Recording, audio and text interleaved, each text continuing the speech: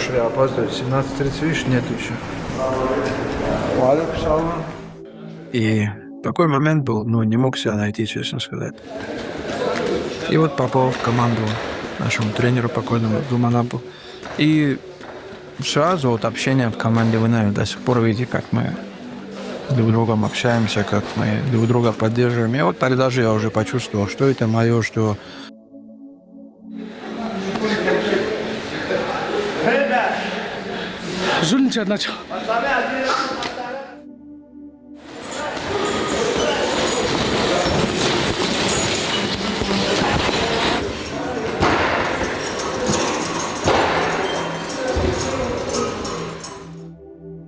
Про Ислама не могу не спросить, тоже предстоит бой. Я так понимаю, что соперник достаточно серьезный. Какие, не знаю, ожидания, понятно, одни. Вообще, как подготовка проходит? Стилистически очень неудобный соперник. Да? Стилистически. Я так считаю. Много бегает. Вот сдалека, с дистанции бьет. Такого высокого соперника у нас не было. 193 сантиметра. Высокий, да. Да, более 190 рост. Руки длинные, ноги длинные, выбрасывает. Опять-таки, надо будет за ним бегать, собирать его. Надо будет хватать, собирать, валить. Тяжелый бой будет. И скоро 35. Он 91-го же года, да, получается? 91 октября, скоро 35 будет.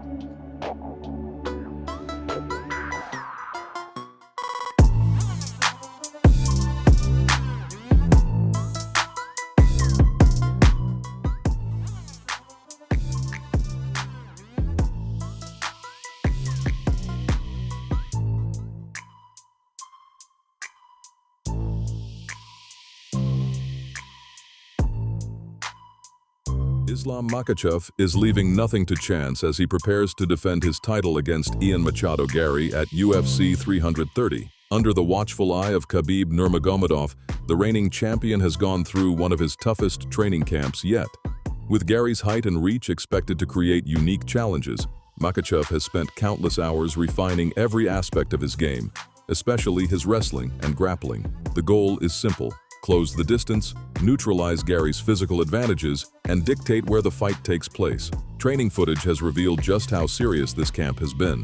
Makhachev has been working alongside elite coaches and longtime teammates, including former UFC contender Zabit Magomedsharipov, sharpening the wrestling and submission skills that have made him one of the most dominant champions in the sport. Every session has been designed to prepare him for an opponent who prefers to fight at range, making sure he can turn the contest into the type of battle where he thrives. Khabib Nurmagomedov believes Ian Garry presents one of the most interesting stylistic challenges Islam has faced in recent years. According to Khabib, Gary's movement, long-range striking, and significant height advantage could create problems that Makhachev hasn't had to deal with before.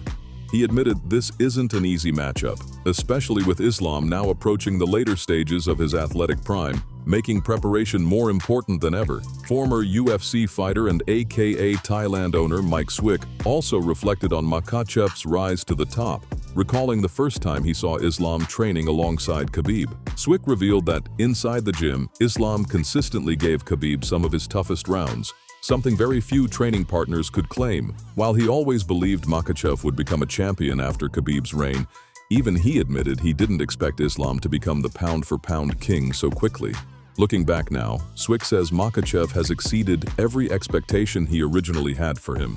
On the other side, Ian Garry has been realistic about the biggest threat awaiting him inside the octagon. Surprisingly, he says his worst-case scenario isn't being knocked out or submitted. Instead, it's spending 25 minutes trapped underneath one of the greatest grapplers in MMA. Garry openly acknowledged Islam's world-class wrestling and suffocating top control, describing it as a style that drains both the opponent and the excitement from a fight. He knows allowing Makhachev to establish control on the ground could make for the longest night of his career. Despite recognizing the danger, Garry remains completely confident. He believes the challenge of facing the world's #1 pound-for-pound fighter is exactly what his career needs. Drawing inspiration from Conor McGregor's legendary victory over Jose Aldo, Garry pointed out that McGregor shocked the MMA world by defeating the top-ranked fighter when nobody believed he could. Garry now believes history can repeat itself, with him stepping into the octagon to defeat Islam Makhachev and prove beyond any doubt that he belongs among the sport's elite. Not everyone shares that optimism. Lightweight contender Arman Tsarukyan believes Makhachev's grappling is operating on an entirely different level. In his opinion, once Islam secures a takedown and begins working on the ground, surviving his submissions becomes an almost impossible task. While Tsarukyan admitted he still needs to study Garry's wrestling defense more closely, he ultimately sees Makhachev as simply too complete and too experienced to be beaten in this matchup. His prediction is clear: Islam Makhachev wins by submission. Another fighter backing the champion is former interim welterweight champion Colby Covington. Covington believes Makhachev will control the pace from the opening minutes, force the fight into his world with takedowns, and dominate through his wrestling. In his view, Islam's strength, championship experience, and ability to dictate where every exchange happens make him the overwhelming favorite heading into UFC 330. While most predictions favor Islam Makhachev, former title challenger Carlos Prates isn't completely ruling Ian Machado Garry out. Although he sees Makhachev as the clear favorite heading into UFC 330, Prates believes Garry possesses the skills to pull off a major upset. In fact, he'd love to see Garry win because it could set up a highly anticipated rematch for the championship, making the welterweight title picture even more exciting. Garry, however, isn't interested in simply edging out a close decision. He has already laid out his ideal scenario for fight night. His vision is to dominate the contest over 4 rounds before finishing Makhachev in the championship rounds, leaving no room for controversy or excuses. According to Garry, a late stoppage would be the perfect statement victory, proving he was unquestionably the better fighter from start to finish. Not everyone is convinced by that prediction. Veteran referee Herb Dean believes Garry is underestimating the challenge in front of him. Dean pointed out that Garry hasn't recorded a finish since defeating Daniel Rodriguez in 2023, and facing Islam Makhachev is an entirely different level of competition. While he admitted that a flash knockout is always possible in mixed martial arts, he described the idea of dominating Makhachev for 4 rounds before finishing him as highly unlikely. Dean isn't saying Garry can't win, but he believes that specific prediction is far more fantasy than reality. Even with the criticism, Garry remains confident.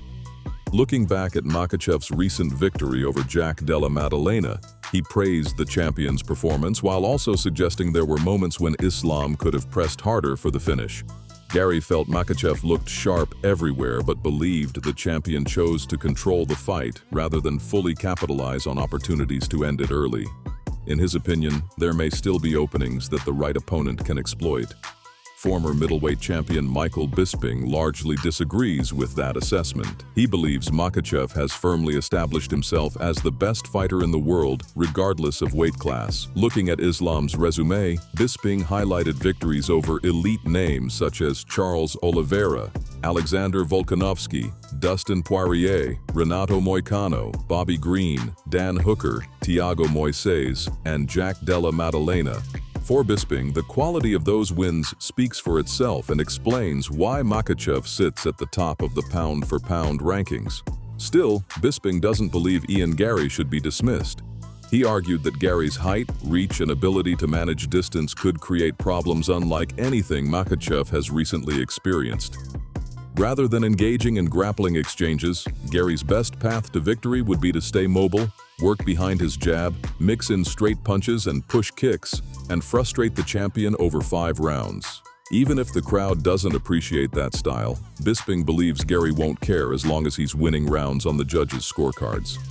Meanwhile, Dustin Poirier offered an interesting insight during a conversation with Joe Rogan about what makes Makhachev's grappling so dangerous. Rather than relying on traditional techniques, Poirier explained that Islam has refined his own variation of a familiar choke, applying pressure in a unique way that catches even experienced fighters by surprise. He recalled being submitted by the technique himself and admitted the squeeze felt completely different from anything he had encountered before. According to Poirier, that level of technical refinement is one of the reasons Makhachev has become such a dominant force on the ground. As the debate continues, Chael Sonnen shifted the discussion away from techniques and focused on Garry's ambitions. Sonnen questioned why defeating Islam Makhachev would automatically make Garry the #1 pound-for-pound fighter in the sport. While he understood Gary's confidence and respected his willingness to think big, Sonnen argued that becoming champion should be the primary objective. Everything else, including pound-for-pound recognition, naturally follows if a fighter wins the title.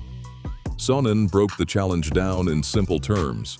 Win at least 3 rounds in a 5-round fight or secure a finish, and the championship belt becomes yours. However, he believes Garry is already looking beyond that accomplishment and talking about legacy before the fight has even happened. Sonnen admitted that confidence is part of what makes elite fighters successful, but he also warned that Garry may be getting ahead of himself. Whether it's genuine belief or smart promotion, only fight night will reveal if Garry can back up the bold claims that have made this matchup one of the most talked about title fights of the year.